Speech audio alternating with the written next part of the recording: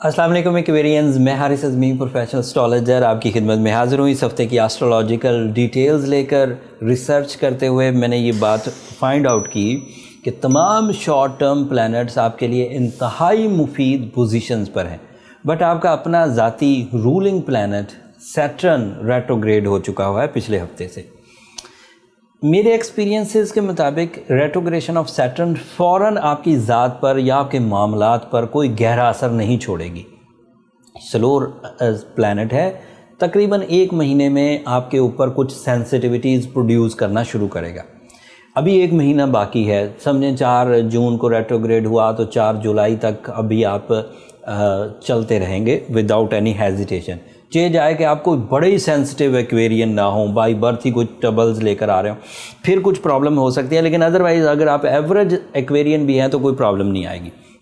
और जितने दिन अभी सैटर्न आपको कोई बड़ी सेंसिटिविटी नहीं दे रहा, उतने दिन शॉर्ट टर्म प्लैनेट्स आपको भरपूर सपोर्ट कर रहे हैं। जैसे मार्स आपके 3rd एंगल पर है और वो 3rd एंगल का और आपके 10th एंगल का रिप्रेजेंटेटिव है। 3rd angle means surrounding welfare, relationships, अजीज़ो अकारब, दोस्त अहबाब, and 10th angle means your career, source of income, multitasking, profits, investments, job switching and किसी काम का आगाज़ करना। सब अच्छी फॉर्म में, और 6 से 8 हफ्ते अभी मार्स आपको सपोर्ट करेगा। इस सपोर्ट को आप यूज़ कर सकते हैं, चाहे सैटर्न रेट्रोग्रेड होता रहे तब भी आपके पास ये शॉर्ट टर्म प्लैनेट आपके कैरियर को एंड अजीज़ व अकारब की ड्यूटीज़ को निभाने के लिए पूरी तरह सपोर्ट करा। एंड इवन फिजिकल स्टेमिना इसी मार्स की वजह से आता है। अल्लाह ताला की तरफ से इस मार्स के ज़िम्मे कंपटीशंस को विन करने की क्वालिटीज़ भी है, तो आप उस तरह के फ़ायदे भी ले सकते हैं। अगर आप एक एथलीट हैं, अगर आप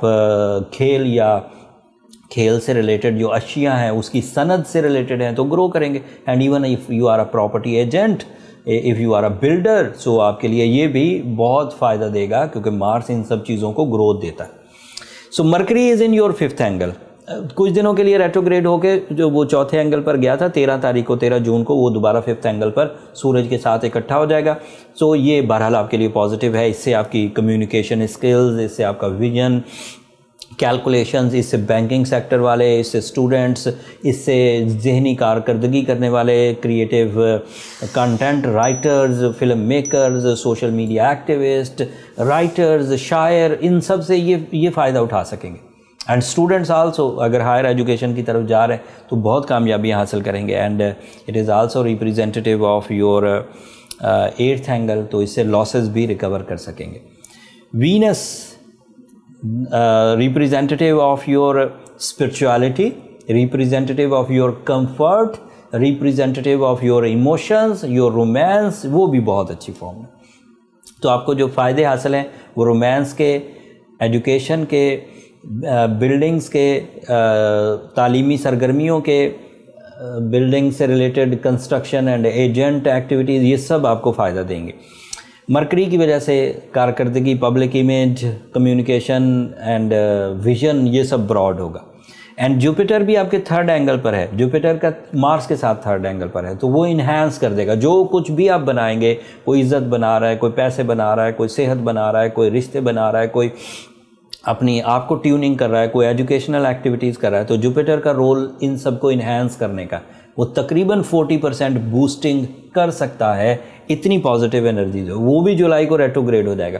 तो अभी तक जुलाई तक आप सेफ़ हैं, चीज़ों को आप अच्छे अंदाज से लेकर चल सकते हैं। जितनी भी मैंने फील्ड्स गिनवाई हैं, कोई थोड़ी मोड़ी सेंसिटिविटी हो, कोई ऐसी ट्रबल हो जिसमें आपको परफॉर्मेंसेस में प्रॉब्लम आती है, तो ब्लू सफ़ायर पहनिए, सूरज शम्स पढ़िए 5 दफ़ा, काले रंग को मैक्सिमम अवॉइड करिए, एंड साथ में सफ़ेद रंग की चीज़ों का सदका करिए, तो चीज़ें ठीक हो जाएंगी। लेकिन अगर सेंसिटिविटी ज़्यादा है, इन रेमेडीज़ को परफॉर्म करने के बाद भी चीज़ें ठीक नहीं हो रही, तो फिर आपको पर्सनल कैलकुलेशंस की तरफ जाना चाहिए। बर्थ चार्ट कैलकुलेशन हमारा डायग्नोसिस मेथड है एस्ट्रोलॉजर्स का, उसमें आपका नाम, date of birth, time of birth and place of birth चाहिए होता है। उससे फाइंड आउट हो जाता है कि कितनी सेंसिटिविटी है, ट्रबल की वजूहात क्या हैं, एंड उसे कैसे रिकवर किया जा सकता है। उसके लिए ये नंबर नीचे चलते रहते हैं, आप इन पर रब्ता करके अपने लिए टाइम ले सकते हैं, बट वो फ्री फोरम नहीं है एक्वेरियंस, होपफुली आप अंडरस्टैंड करेंगे।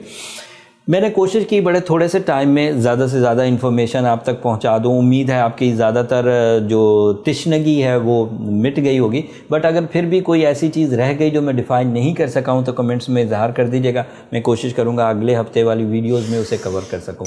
अपनी दुआओं में मुझे और मेरी टीम को याद रखिएगा। एक्वेरियंस, आपकी दुआएँ मेरे लिए बहुत कीमती हैं, दुनिया के लिए भी, आखिरत के लिए भी।